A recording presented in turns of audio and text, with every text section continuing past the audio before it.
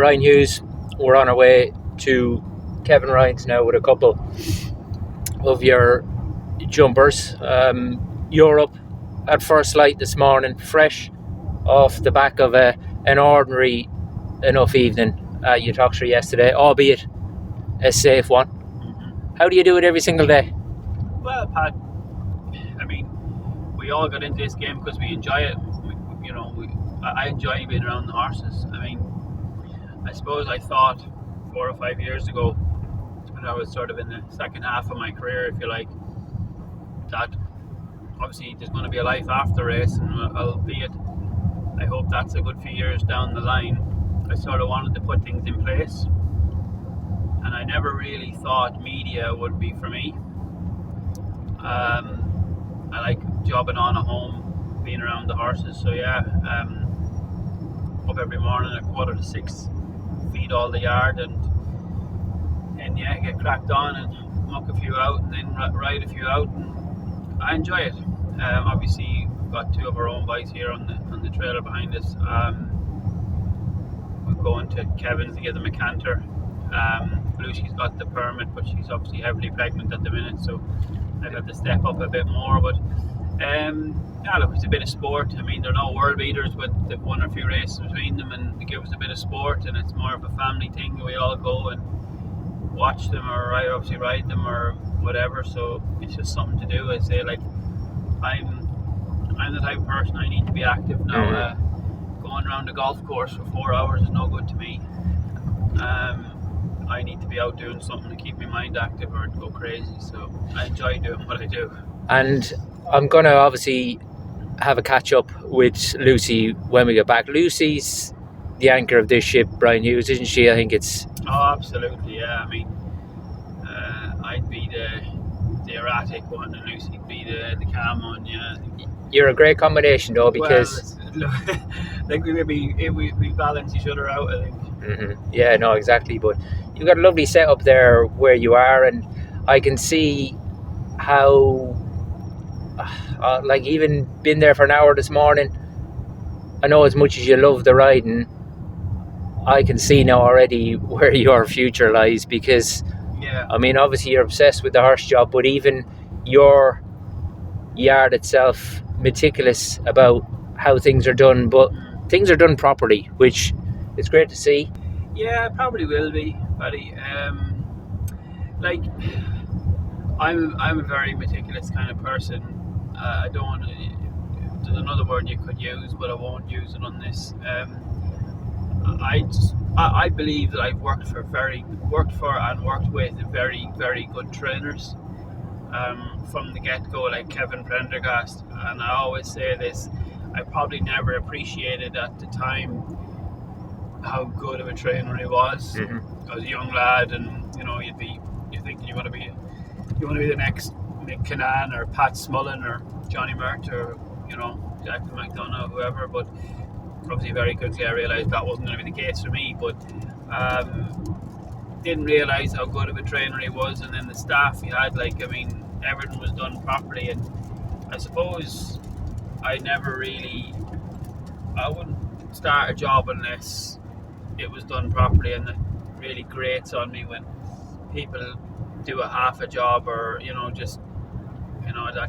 that's not me. It's either do it, if you're going to do something, do it right. Obviously I enjoy the pre-training. It's never ever going to lead to training. Obviously Luci has the permit, but that was more accident than design. We had an old horse that he wasn't really competitive in hunter chases. He wasn't rated very highly, so I thought, well, he'd be better off running on the rules. And in fairness to him, he picks up money every day, and he gives everyone a day out. So from the point to points, it was a lot easier to just go to the track, and you're running a low grade, but he's running consistent, and he won one and he'll win again. So I enjoy the pre-training. I like to like, it's amazing when you get a horse, like we say, one of the first lads today, we have him a year, and we've had a good few of them. He got a leg, and he obviously got fired, and we brought him back, and we've done all the stages with him, myself, Luci, and the team. And then obviously this is the end product. We're getting him back going, and then we'll hopefully he'll go back into training, and we'd like to see him go get back into the winners' enclosure. Obviously, you'll be well aware that you're looming in on 2,000 winners, Brian. Not that many to go. I had to count up last night. Are you 60 odd? Well, yeah. In career, probably less, 50 something, but I've sort of a target of 2,000 British jump winners, so 78 of them to go. Right, 78. I've had 22 flat winners, and I've rode 4 jump winners in Ireland. So, no, I'm working off English jump winners. Yeah. So, 78 more to go.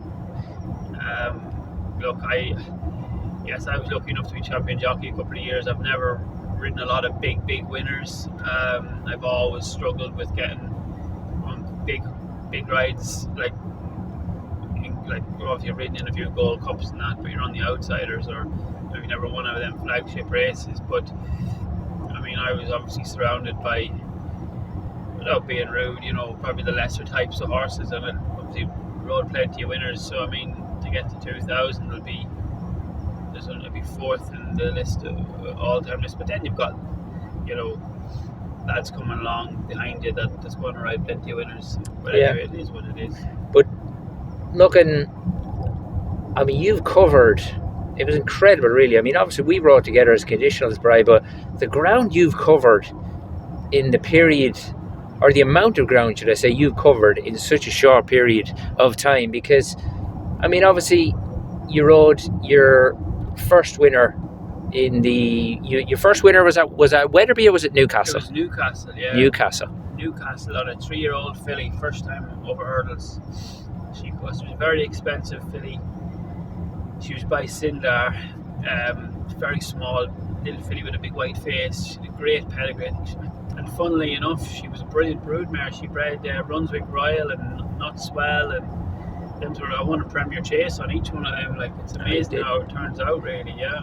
And so obviously you did the whole race thing, typical, very let myself, couldn't wait to get out of school, done the whole race thing. And I mean, I wouldn't have done as long a stretch as you did. I only done a summer's holidays, 3 months with Kevin Prendergast when I was 14, and wow, that was a proper learning curve for me, because honestly, Bri, I would be through the week picking weeds or pulling grass for the colts, but then on a Saturday he would let you ride workup size Willie Supple. He, that was the measure of the man. Oh, listen, like, it was the best ground ever. Like, look, you go into not because it was race, but you go, you leave home 15, you think you know everything. You think that you're fairly switched on. In idea, you have no idea. Like, I left home. I was starting race the day Galileo won the Irish Derby, and we were there for 10 months, and obviously, a load of young kids, and you're all sort of thinking you're going to be the next big thing. I mean, I think at that time it was like there was 2-week trials, 120 kids, 60 on each, and then that was whittled down to 30 for the actual course. And it's amazing, like, the journeys people have gone different. I was lucky enough that I got sent to Kevin Prendergast, probably because I had a lot to say at the time, and they probably thought they'd put some manners on me. Thought you'd be a good fit. Yeah. Honestly, like, there wasn't a yard in the curl like Kevin's was. It was a tough place now, it was. So what era was that? What horses would he have had on the go? Like, I was Oscar Schindler days and Birdlass, and yeah, he had Rebelline. She won. I think the year I started, the year after I was Kevin's. She won the Gladness and the Moors Bridge. I'm not sure which way around that was. She got up and beat Johannesburg. He just came out from winning the Breeders' Cup Juvenile Dirt, and then she beat him on his first start.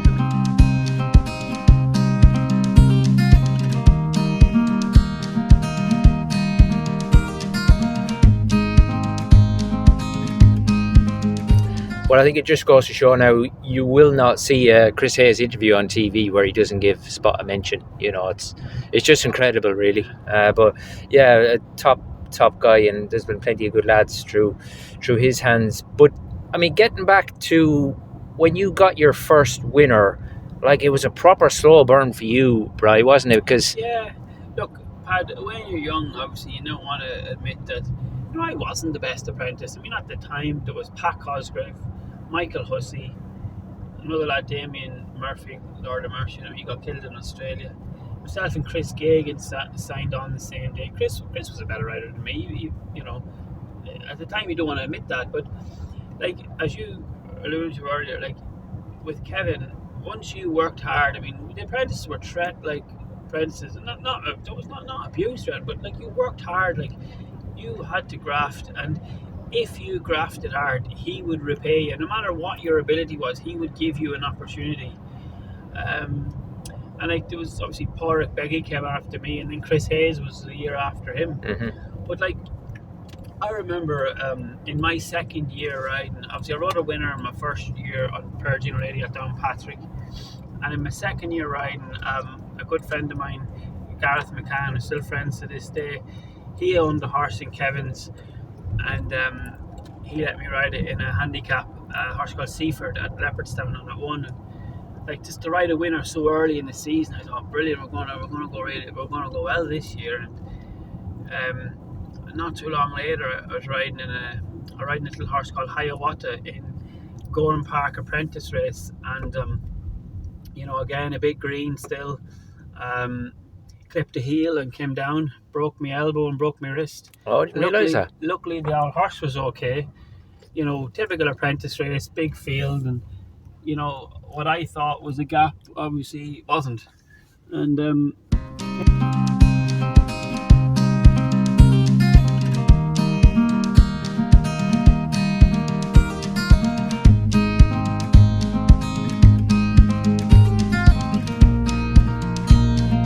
came down, and I remember coming back in the horse box thinking, oh, this wrist is sore. And lovely lady Cathy Dooley, when I got back to the race centre, because I lived there, she brought me to Naas Hospital, and we were there most of the night anyway. I had a broken wrist, so the next day my dad would come and pick me up and drive me back up north, and actually the elbow was broke as well. But anyway, the point of telling you that is bad injury, Brian, for a 10-pound claimer, and like there was no, like, you look back now, there was no physio and like that. Like literally I remember getting the cast off, 8 weeks in a cast, like up to my shoulder. And I say the point of telling you that was like the day I got the cast off, I went straight back to Kevin Prendergast's yard. I was riding out the next morning and got a few rides, and then like Galway would be around the corner, and there was a filly called Miss Trish, and she was actually Chris Gagan's ride. He'd won on her at Tipperary, and like she was a good filly. And Kevin threw me in on her at Galway. The festival was the day of the Galway Hurdle. I think Pat Verlin won the Galway Hurdle on a horse called Stradbally or something like that. Anyway, gave her the worst ride you've ever imagined. Knocked down half the field. I think Pat Shanahan and Tom Queally wanted to kill me after the race, but 10-pound claimer with a big ride and hadn't been for months off the back of an injury and panicking, and anyway, she won well. And then that sort of like you get an interview on RTE, and then that sort of springboards you, and then you get a lot more rides off the back of it. So like that's what Kevin would do. I mean, if you gave him 100%, he would throw you a bone every now and then. And like I have massive gratitude for Kevin for what he did for me, because like I say, I wasn't the best apprentice in the yard, and far from it. But like if you worked hard, he would reward you.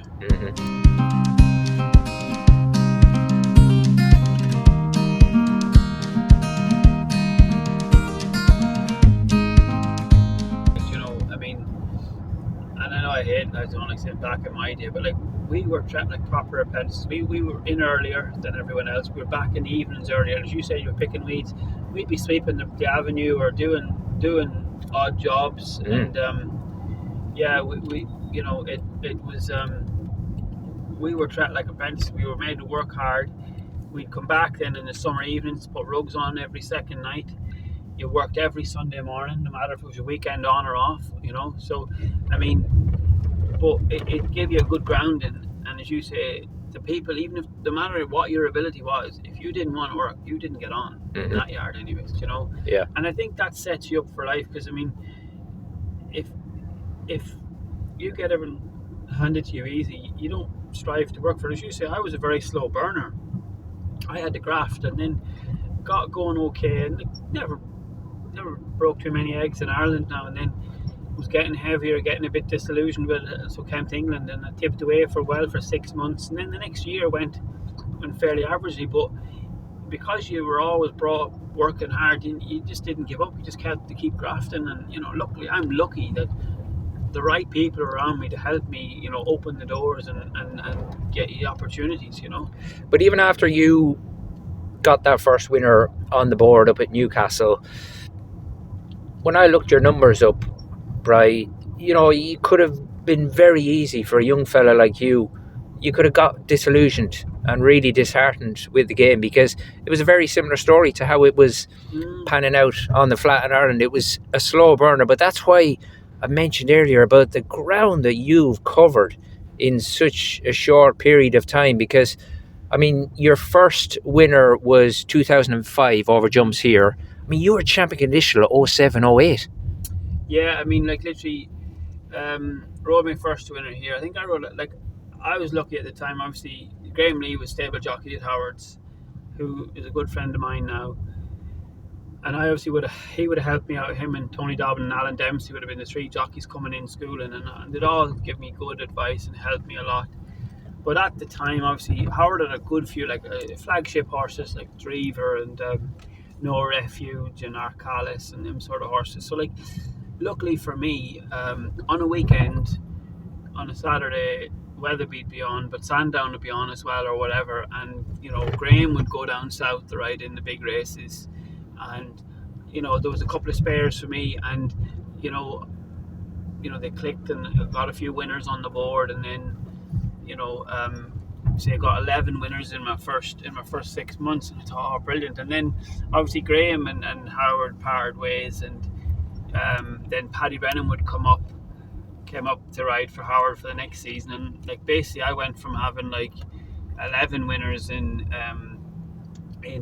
6 months to like 3 winners in 12 months then, and it was a proper struggle, you know, like that was the dry period when Brennan got the job. Yeah, because Paddy was like, because Graham would plenty of times there, like I remember the end when the first Perth meeting I went to, Graham rode a horse for David Johnson for Peter Monteith, and I got on a horse that had been very disappointing, but was always thought a lot of called Lennon, and he bolted up.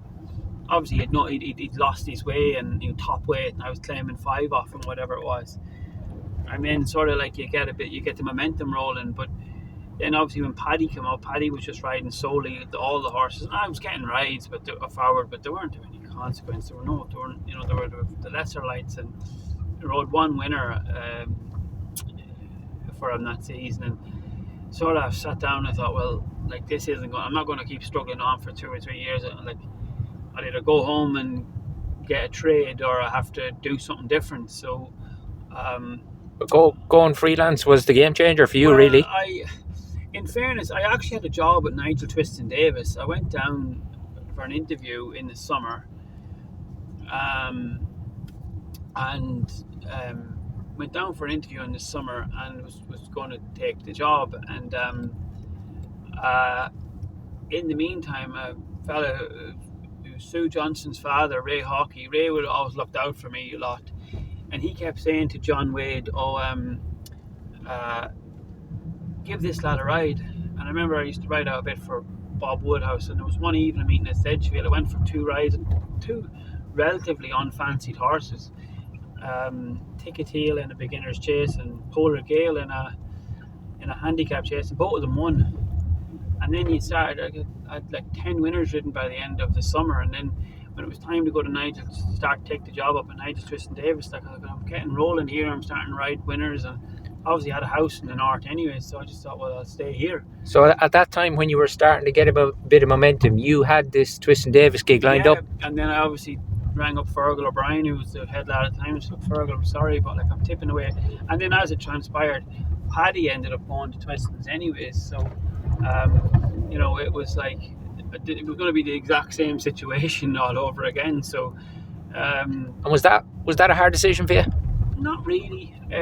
Obviously, Alan Swinbank held my license, and I got riding with John Wade and all the northern trainers. Like honestly, I was literally, I'd ride out every single day of the week, and sometimes I'd ride out in 2 yards, and you know, if I wasn't racing, like, or if I went to Jimmy Moffat's, I'd call into someone on the way back, and you know, it was really busy, and you know, grafted away and got going. And yes, some of them weren't the best horse in the world, but it was because, as you say, I got the ball rolling, and then like obviously it was champion conditional then.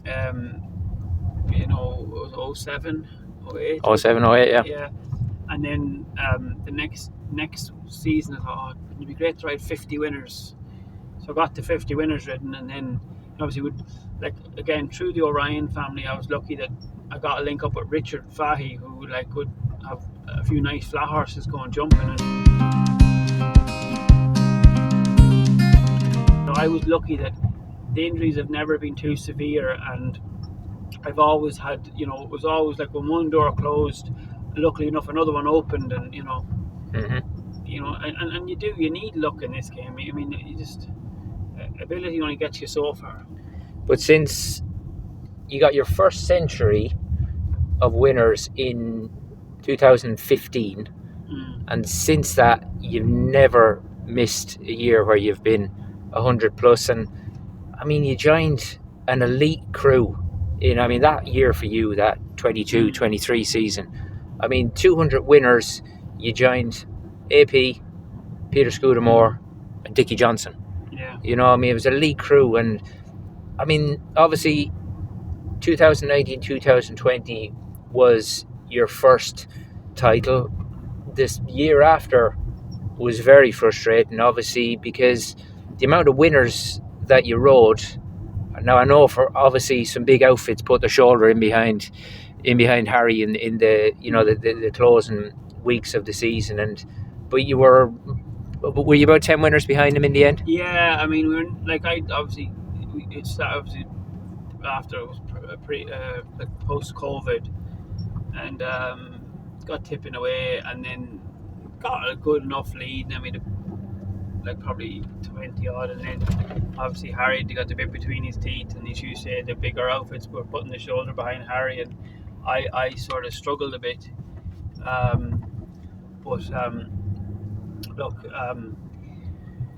that was hugely frustrating. Obviously, like, you'd be going racing, and then they were coming up north, and I would like get on the best, and then, like, you know, trainers that had been winners for now, and I'm not going to name them, but like there was one or two there now that was a bit, it annoyed me a bit, like, but that's just the way of the world. Yeah, it was a hard one for you to swallow, though, wasn't it? I honestly, like, it was tough, but you know, I get on well with Harry, and you know, it's sport, isn't it? I mean, it's no axe to grind with him, but yeah, it was tough. But you know, like, I look at it two ways. You can lie down and take it. And I remember, like, because I actually was going down to Sandown on the end of the season. Like, it had been a good tussle now for a good few months. Like, and I'd be at one meeting, and if I ride two winners, so would Harry, or Harry could ride three winners at the other meeting. And yeah, it was tough. But I remember coming back. I was meant to go to Sandown for a ride, and I got the whole way to the M25, and I got a text from Weatherby's that it wasn't running. So anyway, I turned around, drove all the way home, and I remember thinking, I could lie down and feel sorry for myself now, or I can roll my sleeves up. And I remember saying to my agent, right, I said, anything that has any semblance of a chance, I want to be on it. Yeah. And literally from the flag fall, I think I rode treble at, I think Ayr was the first meeting I rode a treble, and we just worked as hard as I went anywhere. I went up and down the country, and I rode my fastest 100 winners, I think by late October, early November, I had 100 winners on the board. And then I remember I'd obviously got into the 140s, like several seasons before, and I think John Joe had the record of 149 while of winners when based in the north. So they aimed for 150, and I remember going to Carlisle one day and I wrote 4 winners, and the last of them was the 150, and then my agent jokingly said, "Oh yeah, we'll go for the 200," and I was thinking, like, I never imagined that we'd be aiming for that height. Mm-hmm. And then of course the press got hold of it. I think, geez, that, you know, like, it's February now, and like, you don't like tend to when that sort of March, April, May come around, you don't tend to ride, you know, lots of winners, because obviously the bigger racing's on and it gets more competitive, and then your horses have maybe 1-2 novices and they're probably handicapped out of it, or they're just, you know, they're very limited places for them to go. And yeah, we drafted away, and then, like, the last couple of weeks of the season, we got, well, the last 3 days for the end, it was the same horse that rode the 100 winners on. It was the 200 winner, was Dreams of Home, so at Perth. And like, I rode 104 winners for Donald, I think, that season. You were very lucky in the fact that, I know that's a word that you always use, but I mean, that season in particular, like, Donald had an incredible season. Yeah, exactly. I mean, like, I know people say, yeah, look, but like, we had great weather. There was no meeting. There wasn't many meetings cancelled. Like, we were, like, I remember going to Catterick one day in November. It was good to firm ground. Yeah. I mean, like, our horses loved the quick surface, and yeah, and like, we had horses that year, like Manila Trump. I think he won 8 out of 9 races. Do you know what I mean? Handicaps. Yeah.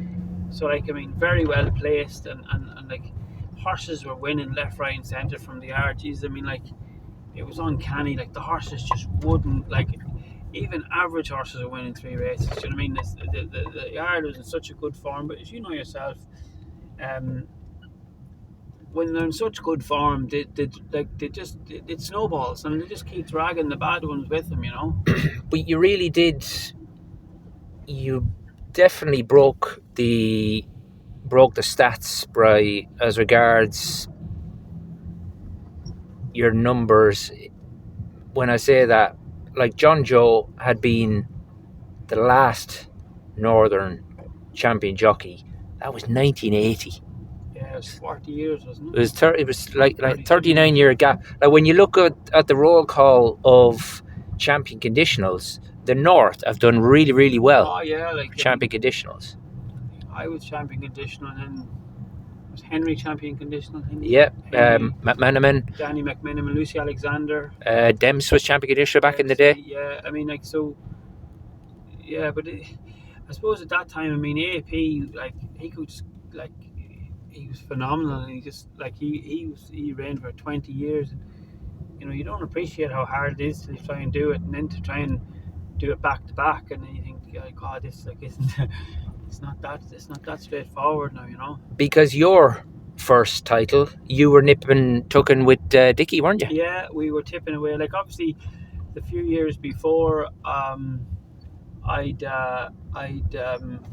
been like, Dickie would get a good run in the summer, and then I'd nip away at him all winter, and, you know, I'd be always beaten by 20 or 30, and I never really believed that I could beat him, really. And then, unfortunately for Dickie, he broke his arm or broke his wrist at Exeter one day, and we were neck and neck. I remember, like, literally the day before we were there, and I maybe just got by him. Like, I might have hit a winner, and I had 2 or 3 or whatever it was, and there was a couple of winners, like, difference, and then obviously Dickie broke his wrist, and which was unfortunate for him.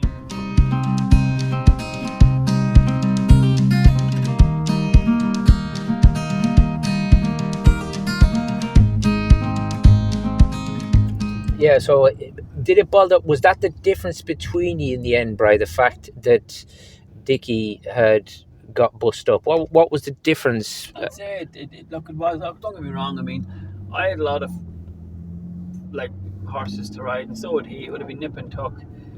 But I suppose, like, that was probably the difference. I got 20 winners gap on him. Right.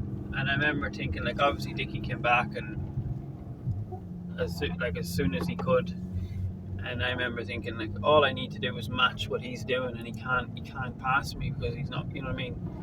And it was like that till the end of the season. And then obviously I remember going to Weatherby, and it was obviously the COVID was coming, and actually Ian Coleman texted me saying, "No, we're finished after today." I said, "What do you mean we're finished after today?" Like, racing was stopped, and yeah, so that was the end of the season. And so how far clear were you? I was 20 in front of him. 20. Yeah. I rode a winner at Southwell one day, and Fitzy's interviewed us, and he says, "Oh, and yeah, you're confirmed champion jockey, blah blah, and it must be nice having the trophy in your house." And I said, "Oh, Mick, I don't have the trophy. I don't know where the trophy is." And he says, his jaw nearly hit the floor. So, so he didn't actually know. No, nobody knew. So, right. like, I mean, and of course, Fitzy, fair play to him now, and he brought it up to the house, and then yeah, it was grand. But knowing you as I do, something like that wouldn't bother you. Wouldn't bother me at all now. To be honest, I'm not really one to, you know, be like. Don't get me wrong, I enjoyed going to Sandown to pick up the trophy, but you know, if they said, "Listen, you stay at home and Luci can pick the trophy up," that would have suited me as well. You know, yeah. Wouldn't have bothered me in the slightest. So yeah, but look, obviously my family came, and it was great for them because, like, you know, like, and not because it's me, but like, you know, every jockey's family have a lot to put up with. I mean, like, you're fairly absent from a lot of goings on. I mean, every jockey's wife or partner or girlfriend or whatever. I mean, like, you know, there might be occasions where, you know, they're off doing this, that, and the other, and you can't do. You have to go racing, you know. Yeah.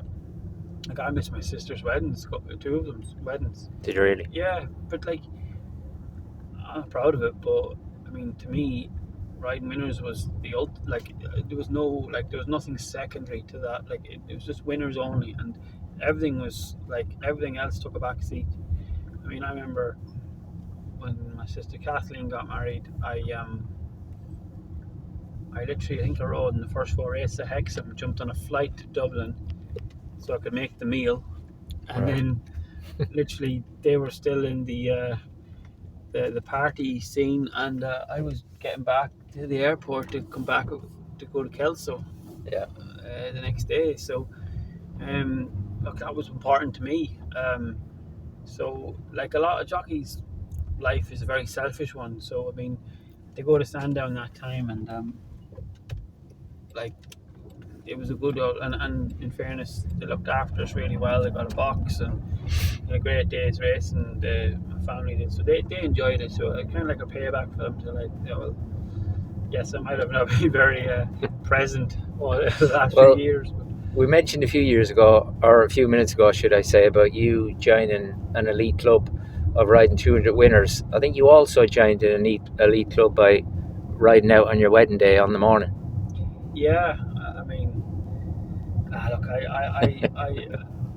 people laughed, but I couldn't be sitting around the house now. Like, all my 5 sisters, and they'd have been over, and they'd have been going crazy, getting all the goings on done, hair, makeup, all that sort of stuff. So anyway, I was obviously very friendly with Kevin Ryan, and I came in and rode out, and yeah, I mean, put me down for 4.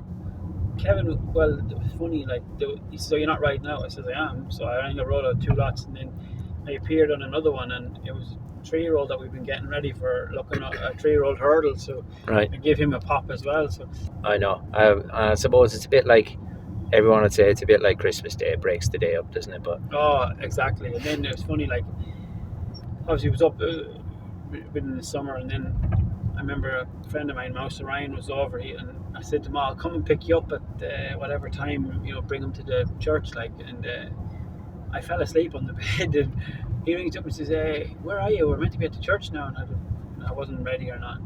Get on, get all the gear on, and then get to the church quickly. But luckily, no one was any the wiser. Good man. There wouldn't be many fellas now would get away with it, but you'd be safe enough with Luci. Luci wouldn't be too stressed. She takes me out. Yeah, she knows exactly what she got herself into. But you've got Rory and Olivia, and 9 or 10 weeks. Please God, you'll have another one on the way.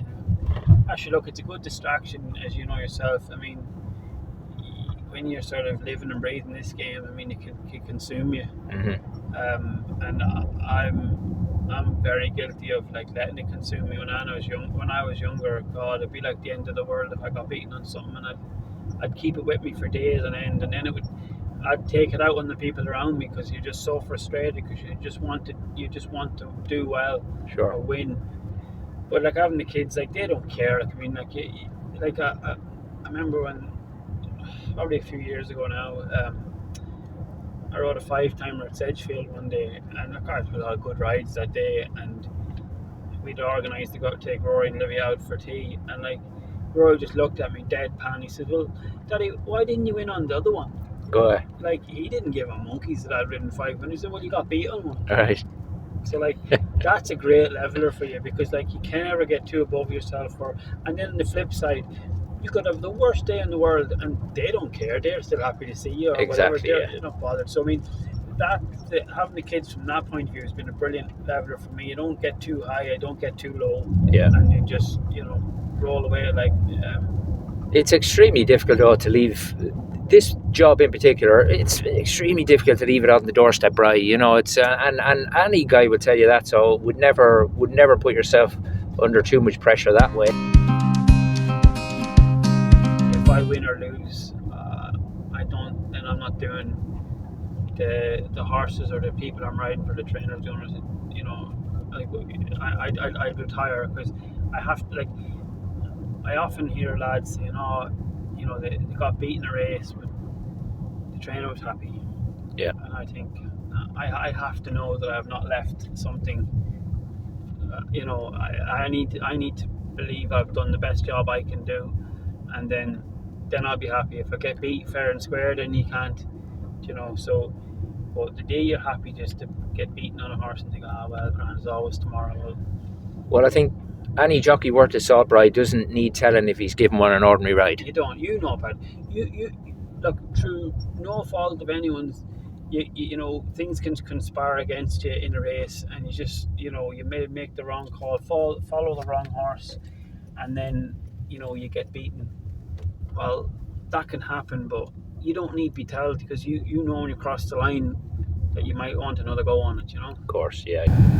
Yeah. So we looked at the numbers of your second championship, Brian. I mean, they were just absolutely colossal. I mean, I know it's very easy for us on the outside looking in saying you had it in the bag a long way out, but I mean, mathematically you did, but it's not in a jockey's mindset, and certainly not in yours, to put the handbrake on at any point. But the numbers that you ended up on, 204, yeah, and you beat Sam Twiston Davis, your nearest rival, by one short of a century. I mean, obviously they're huge numbers. I'm very proud of. Did you notice a difference in you at the end of that season? Did you feel burnt out? Oh, I was tired, Pat. I suppose, like, yes, you're right. Mathematically, from about, just after Christmas, January, February time, it would have, barring I got an injury or something like that, it would have been fairly difficult for anyone to catch me. But you don't take you don't take your eye off the ball, or let the put the handbrake up and say, right, well, that's grand, and float away the rest of the season. You have to sort of keep kicking on. And then when Richard sort of in jest said at the press, we're going for the 200, I wasn't really looking, without sounding cocky, I wasn't thinking, such as riding this winner or that winner. I was always focused on my numbers and getting, trying to, like, Richard would try and like set targets like 20 a month or whatever, 20, to get to this by this stage, and you're trying to so I was always looking forward, and then obviously to try and get to 200, because we sort of felt like, yourself, Paddy, it's all well and good, you might be the best jockey in the world, or the country, but you need the ammunition at the right time. The horses have to be healthy, that you have to have a lot of things in your favour, and when you're not dealing with like blue bloods, for want of a better expression, you got to take your chances when they get there. And obviously everyone had clicked for us that season. The yard is in great form, so we had a good number of winners. So all I was thinking was, the next winner, the next one. So you weren't, and at the time it didn't really sink in. Like when you try and ride 100 winners in a season, I think that's a good season. I've done that twice but at the time, in the season, honestly, like I was shook. Now I was tired, because I went up and down the country. There was no stone left unturned from the get go. And your third championship, we said your final number was 165. Yeah, I think it's 165. I mean, again, had a good enough summer. In the first, I rode 100 winners in the first 5 or 6 months, and in the next 6 months, I rode 65, and it was just starting to. Horses maybe were just probably getting, badly handicapped, and one thing and another, and maybe one or two of them wouldn't have been, firing on all cylinders, and a few little things, went wrong and stuff, and we only wrote, let's say, only 65, but you're thinking to yourself, when you got the first 100 up quite quickly, you think, we could be on for, another 200 winners, but that wasn't the case. And then, as I say, like I struggled then the year after. I got beaten in the championship, and I struggled then. I did ride 100. I think I rode 125 winners, and obviously Sean looked like he was going to win it, and then he got a fall on Boxing Day at Aintree, and that's right. Yeah. And then Harry Cobden ended up being champion. No, I ended up, but he was champion jockey. He obviously rode more winners, and obviously Sean's been champion jockey the year after. So yeah, look, it's at the time when I was being champion jockey, I thought, like, when you're winning by so far, I thought you'd hoped you'd get a few more championships, but it's not it's not just as easy as you think. Just go and ride all. You need to stay injury free, and you need your yards need to stay healthy. And when you spoke earlier about you had that phone call off Aidan Coleman, and he told you that Wetherby was going to be that last day in the pandemic season. So obviously that was a curtailed season. So you won the championship on what obviously would have been numerically a smaller number. But I know obviously you guys never want to tempt fate, but in your 3 championships, I mean, your suspension record is exemplary, but injury-wise, what was your longest time that you couldn't take rides out of all those 3 seasons? Again, I've been lucky, and people think lucky to break that bone or that bone. Done plenty of collarbones over the years, but that's 3.5 weeks. Did you do any during your 3 title seasons? Yeah. Did you? But we didn't. Maybe it wasn't official. You kept trucking? Yeah. Really? So obviously, like, not serious breaks, but you did have fractures. Yeah, but I look at them sort of things as little niggles. Like, they weren't. You crack ribs, and I remember the best ever month I rode. I think I rode 30 something winners in the month. I got a fall of a horse in the parade ring of air. It reared up, and there was chifney bitten, and it reared up and it slipped, and I came down, and I'd had a fall the day before at Kelso and gave it a bang, and then I gave it a proper bang of air, and yeah, I never got an x-ray now, but I'd be amazed if there wasn't a little crack in it. But that was my best ever month. So I mean, look, we've had friends who have been stopped riding with serious injuries. I've had a few collarbones.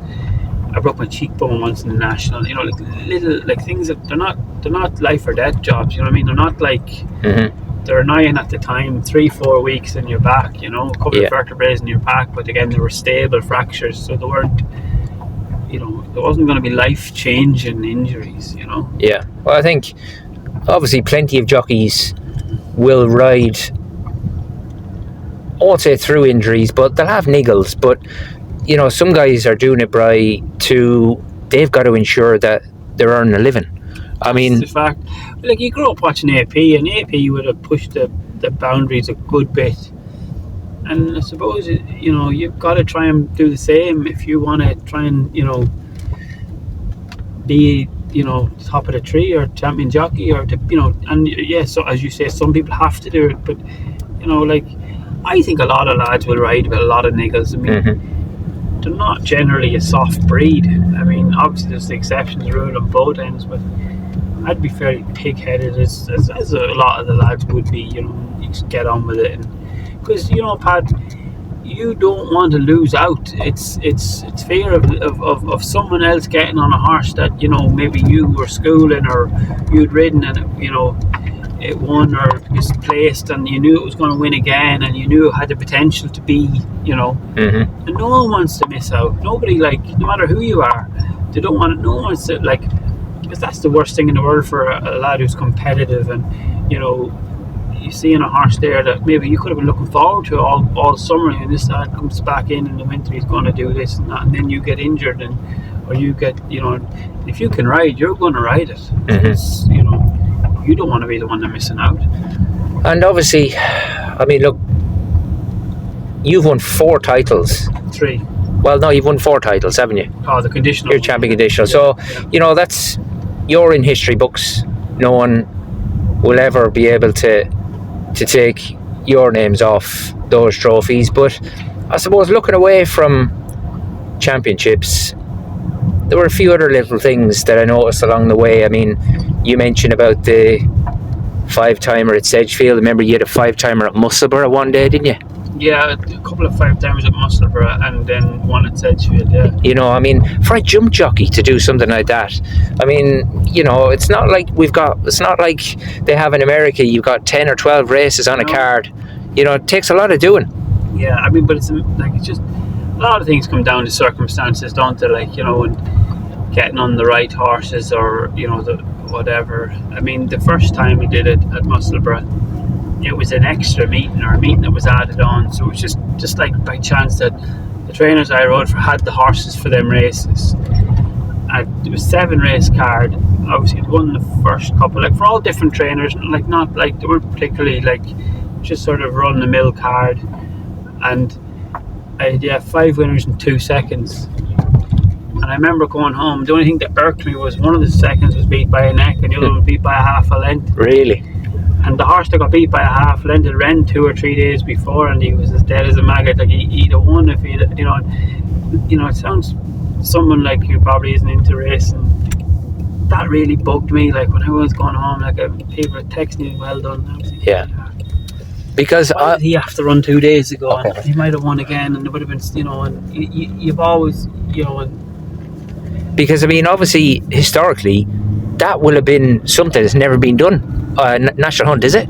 I don't think it ever has been done, no. Just truly incredible. But yeah, I didn't actually realise that you'd had that many 5-timer. That Musselburgh one in particular sticks out in my mind. But yeah, looking down through your record the last few days, one winner, I mean, I might be wrong here, but when Waiting Patiently, who, I mean, that's a horse, could have been anything. I mean, I know he achieved an awful lot, and it's a pity. He was obviously difficult to keep the wheels on, such a talented horse, but he won the Betfair, the Ascot Chase, and obviously this was the day after Malcolm Jefferson's funeral. I mean, that must have been, now I know you're not a man to coin the phrase "a heart on your sleeve." It must have been, that must have been a huge winner. Yeah, it was, because like obviously like again, it was weird, like taking you off on a tangent. I got riding for Malcolm by chance, and then I go over the few years before Malcolm got sick. Like I remember one time Malcolm, I was riding Oscar Rock, which was a nice young horse, and Malcolm put me in a jeep, and he says, "I'll lead the horse down the road," because he says, I need to get my belly off. Sue says I'm getting too heavy. And then so then you notice that a while later this man's losing a lot of weight, and then worry sets in, because obviously we got on really well, and you sort of think, oh, I hope there's nothing wrong. And then anyway, it turned out it was, it wasn't going to be very good. And obviously, look, at the time Malcolm had established a great team, and obviously Ruth was obviously always assistant, so obviously she would sort of be training them under his name. And obviously, like, we had this horse waiting patiently, and he'd won at Sedgefield first time out. Like, he absolutely rocked in, and then he won at Newcastle. And then Malcolm being Malcolm, like, he liked to dip them, he'd let them have a go at the big races, early in their career. And then he went to Haydock and he beat Politolog in a grade 2 novice. And then again, he was fragile. I think he had a chip in his joint or something along like that lines, and he never ran the rest of that season.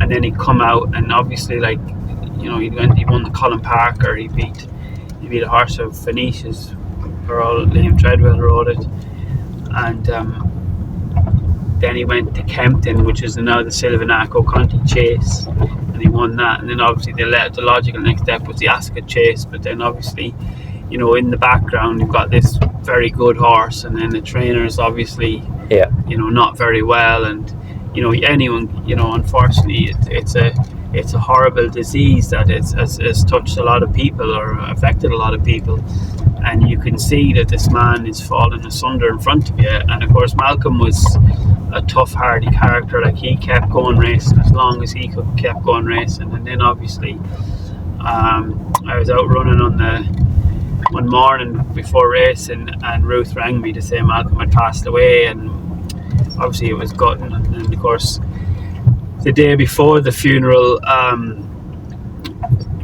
Cyrus Darius won the Moor Battle at Kelso on the Thursday.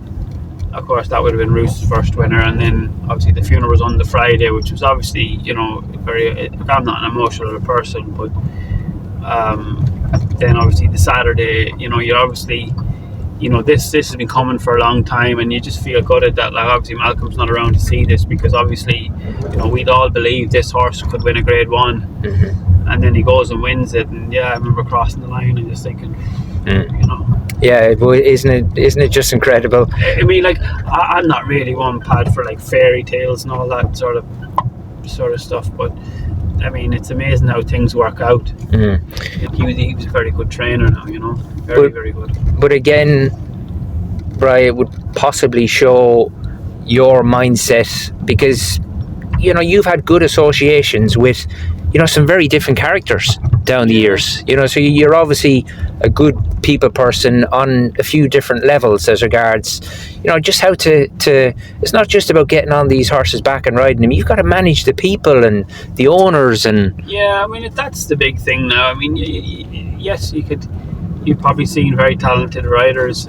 but you need to know what you need to know how to conduct yourself off the horse too. So I mean, that's probably part and parcel of being a jockey or whatever, because like, we're in an entertainment industry. I mean, like, an owner or a trainer doesn't, like, you can't get off and grumble a few swear words at them or whatever if you're not in the form. You got to get off. This is their entertainment. They're putting their money on the line. You've got to get off, and because if you get a reputation as a person who isn't not maybe a people person, but like, not approachable or whatever, they won't keep putting you on. They need to like you as a person as well, because I mean, a lot of people, they're going to watch their horses their day out.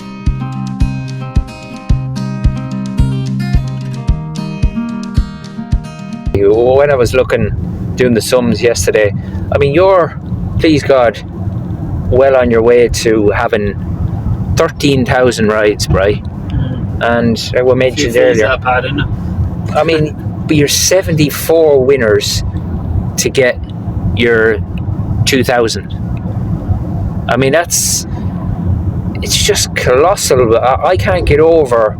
I can remember when you first appeared on the scene, and to think the sort of numbers that you registered in that period of time, it's not accidental, Brian.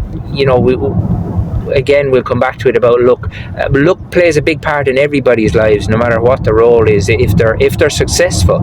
But there's an awful lot more involved with it, I think, along the way. But I suppose, looking away from championship talk, and I mean, overall, what differences for the better and maybe the not so good. What changes have you noticed in your job along the way? I tell you the biggest one, which is the Friday one, Paddy.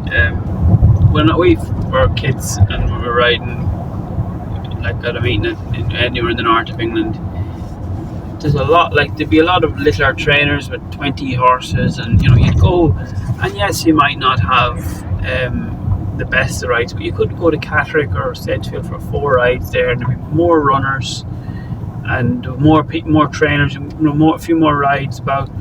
Like there's a lot of trainers that have packed up. Like even like, can you think of all the decent trainers in the north of England that aren't training anymore? You've got like, the Reeveleys, Howard Johnson, obviously poor old Ferdy Murphy's no longer with us, Malcolm, Lenny Lungo, Peter Monteith, God, you keep going on and on and on.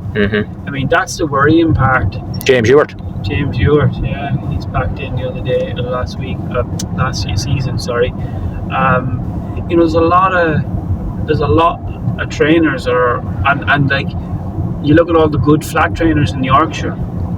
The common thing is they're all ex-jump jockeys. Yeah. Kevin Ryan, Dave O'Meara, Richard Fahey, Carl Burke. Like they're all ex. So do you think it boils down to, as far as the northern scene goes, is it a fashion thing or is it a financial thing? It's probably a bit of both. I mean, like, I hear all these sales companies or big trainers, and their selling point is you got to win in the ring to win on the track and all this sort of thing. Basically boils down to who's got the biggest checkbook or whatever, The deepest pockets. Yeah. Something that I noticed the other day, I think it was Monday or Tuesday, it was the first meeting back of the Autoi season. Now, trainer Nick Alexander, he's the chairman now of the NTF. Okay. He's got some horses in training with Noel George and Amanda Zetto. Right. In, obviously you'll recognise his red and blue colours of his own. James Reevely rode a winner for him in Autoi. Now he won a 2-mile handicap hurdle. He won, pretty sure it was something like nearly 62 grand for winning a 2-mile handicap hurdle. Exactly. Now, I mean, he's very well spoken, Nick Alexander. I really do like listening to him. He talks an awful lot of sense. But, I mean, he must just had a chuckle to himself that night to think, well, how long would it take me to earn that sort of... That sort of money you win in a festival handicap. Yeah, that's a great... You know how hard they are to win. Yeah. I was lucky enough that I had a festival last year, and I think it was probably about the 60-something or 50, 58 or something was, And you're talking, like, that's, obviously the French are running for... Obviously they have a different system than we have, and again, I'm not... Well, it's all to do with the PMU. It's the betting, so every single euro goes back into the industry. I mean, like, that's obviously going to, like, when owners, and even Nick there, he's a trainer, and you say he's the president of the NTF, and he's got a horse out there. So I mean, like, if he can see that there's that gap in the market, or not gap in the market, but there's that in a different jurisdiction, what's to stop other people doing that? Well, I suppose we have our two never endings, our prize money and obviously whip debate, so I'm not too bothered about all that really, because me or you aren't going to change that in the Jeep today, right? But maybe just a few other little things. I mean, I asked you about how you think the racing industry has changed. What's your opinion on the standard of riding nowadays? Look, obviously there's always going to be talented lads. There's a lot of talented young lads coming through. There's a lot of talented jockeys, but I just think people's demeanour is a lot different nowadays. I mean, why is that life? Is that the generation we're in? I mean, I grew up, like, I never grew up in an industry or in a time where, you speak when you're spoken to, and respect your elders, but I sort of feel that sometimes they're like, last night. There was a young kid in a race, and I could see that what he was doing wasn't helping his horse. So I tried to there was no arguments, and I just said, maybe keep a hold of its head or do this and that. And he come back at me with a reason, and I just shook my head and walked away. I thought, like, Yeah.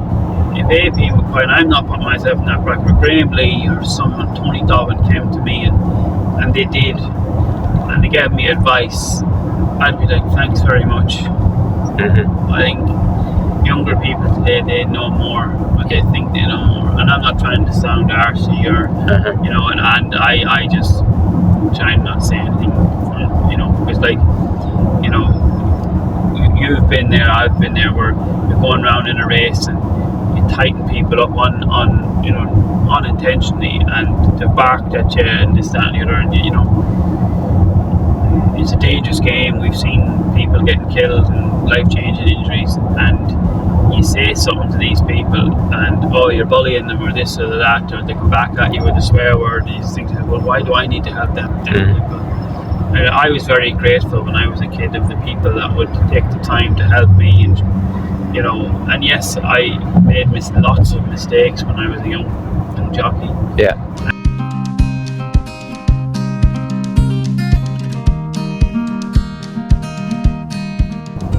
A few other little things that I wanted to ask you as well, Brian. I mean, obviously, you grew up in a household, 5 sisters. Yes. So you were battle hardened. Fairly, yeah, in the middle of, yeah. Now, maybe many people wouldn't know, but as a young kid, you contracted meningitis. Yeah. Very, very serious illness. Yeah, I mean, obviously I was only 18 months or 2 years old. Obviously I wouldn't have very much recollection of it. Mm-hmm. But yeah, it was actually a friend of mine now today. He's, funny enough, a doctor as well. His father was my GP, a fellow called Patrick Mulholland. His father's Adrian Mulholland. My parents tell me he saved my life, because without his intervention on our kitchen table at home, they said, like, I was a goner. Wow. I mean, I don't know the ins and the outs. My mother would probably tell you better, but sky high temperature, and basically actually, I got confirmed, obviously being a Catholic, I got confirmed as a child, like a toddler, because basically my parents were quite religious. They thought I wasn't going to make it, so obviously they wanted to be confirmed, so that, you know, at least if I died, I'd been baptized and I was confirmed. So yeah, but it was Dr. Mulholland's intervention that people have to say, well, thank or not thank, whatever the word is, but yeah. But to think where medicine is now compared to it would have been then, yeah. You know, like very, very serious illness. Right, a few rapid fires just before we get back to the yard. We've talked enough racing chat. So some of these are yes or no, or else just give your own answer. Jockeys wearing gloves? No, we were never allowed wearing gloves with kids. No, very, very rare. Low sun, Dolenov fences? Not massively. If the shadow is long enough, it's the glare of the sun. You know yourself, you're driving down the road. If you can't see, how can a horse see? Mm-hmm. And if the obstacles can be jumped, I'm more for keeping them in than getting them out. But you know, everyone on the comments on Facebook are more than happy to jump them jumps, Brian. I mean, what the hell is wrong with you? I mean, Facebook is... What the hell is wrong with you guys? Facebook, it's the law, isn't it? Right, so getting back to that. Social media? No interest. Right, yes or no? A National Hunt Racing League? Think of the dollars, Brian. Yeah, dollars, yeah, yes, definitely. You giving that one a yes? Yes. Right. McCoy or Dickey? McCoy. Dickey's a gentleman, but I grew up watching McCoy. He was like, McCoy's McCoy. What's Brian Hughes' guilty pleasure?